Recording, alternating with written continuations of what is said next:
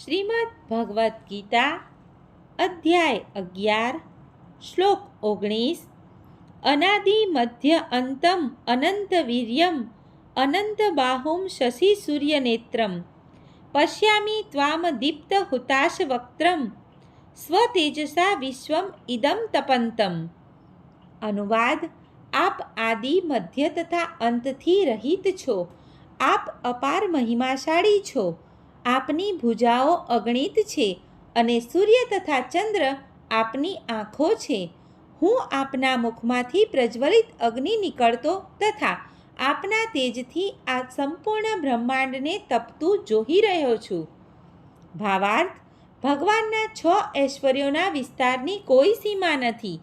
અહીં તેમજ અન્યત્ર પણ પુનરુક્તિ થઈ છે, પરંતુ શાસ્ત્રો અનુસાર કૃષ્ણ મહિમાની પુનરુક્તિ એ સાહિત્યિક દોષ નથી. એમ કહે છે કે મૂંઝવણના સમયે કે આશ્ચર્યમાં અથવા પરમ આનંદના ભાવાવેશમાં કથનની પુનરુક્તિ વારંવાર થાય છે, તે કંઈ દોષ નથી. સર્વે મિત્રોને દીપ્તિ જોશીના જય શ્રી કૃષ્ણ.